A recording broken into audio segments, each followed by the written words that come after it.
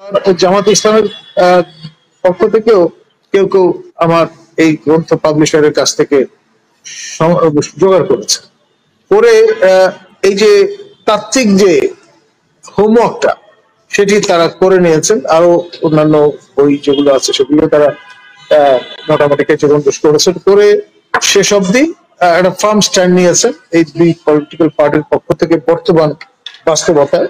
সেই বিষয়টা মনে রেখে হয়তো তারা এই দিবসটি পালন করবার ঘোষণা দিয়েছেন।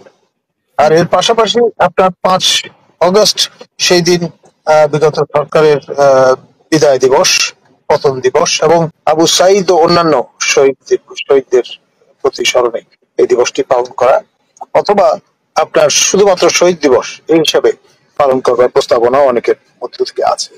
আমাদের শরণার্থীকাল থেকেই বাংলাদেশে first past the post system, অর্থাৎ একজন প্রার্থী অন্য সকল প্রার্থীর তুলনায় এক ভোটে যদি বেশি পান তাকেই জয়যুক্ত ঘোষণা করা হয়। এখন আপনার আমাদের প্রতিবেশী দুটি রাষ্ট্র এই সাউথ এশিয়ার, শ্রীলঙ্কা এবং নেপাল, সেখানে আপনার মিক্সড সিস্টেম আছে, partly proportional system, partly first past the post system. আর আমাদের এখানে আমাদের যে নারী আসনগুলো সেগুলো কিন্তু ইন এ ওয়ে প্রপোর্শনাল বেসিসে নির্ধারিত হয়ে থাকে পরোক্ষভাবে।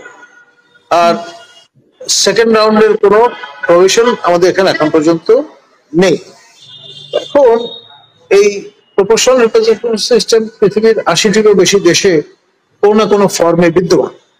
এই বিষয়টা নিয়ে আমি একটি গ্রন্থ রচনা করেছিলাম। বেশ এই ডিবেটটা তখন থেকে শুরু হয়। আমি 90 শুরুতে আপনার ভয়েস অফ আমেরিকা ওয়াশিংটন ডিসিতে বসে এই পদ্ধতি নিয়ে চিন্তা ভাবনা করার একটা আলোচনা শুরু করেছিলাম, to kick the ball rolling. এরপরে আমাদের এখানে বাম ধারার কিছু দল যেমন বাসদ, তারা এটা টেক আপ করেছে। কমিউনিস্ট পার্টি এটা নিয়ে সিরিয়াসলি চিন্তা ভাবনা করছিল। এমনকি তৃতীয় বৃহত্তর রাজনৈতিক দল বলে পরিচিত আপনার জাতীয় পার্টি এরশাদ, তারাও এটাকে খুব সিরিয়াসলি নিয়েছিল। এবং জালাল এরশাদ জীবিত তখন আমার ওই গ্রন্থ নিয়ে আমাকে পাশে বসিয়ে আপনার সোনারগাঁ হোটেলে একটা প্রেস ব্রিফিং এর আয়োজন করেছিলেন। মানে তার পার্টি স্টলওয়ার্ডরা সবাই সেখানে ছিলেন। তো এই জন্যে ক্রমে ক্রমে বিষয়টা মেইন স্ট্রিম আলোচনায় চলে আসে। আমাদের চরমনের হুজুরের কোনো কোনো নেতা, নেতৃবৃন্দ, প্রেসিডিয়াম মেম্বার, তারা আমার সঙ্গে যোগাযোগ করেছেন, আমার গ্রন্থ সংগ্রহ করেছেন।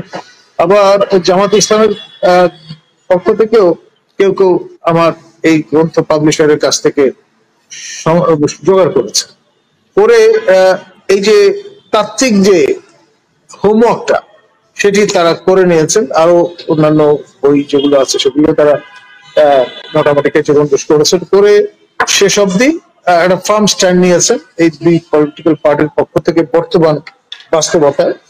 একটি ইসলামী আন্দোলন, আরেকটি আপনার এই যে জামায়াতের, যেটি পুরনো, সবচেয়ে পুরনো রাজনৈতিক দল বাংলাদেশে, সে ব্রিটিশ আমলে প্রতিষ্ঠিত, তারা এই বিষয়টা সিরিয়াসলি পার্সু করবার চেষ্টা করছে।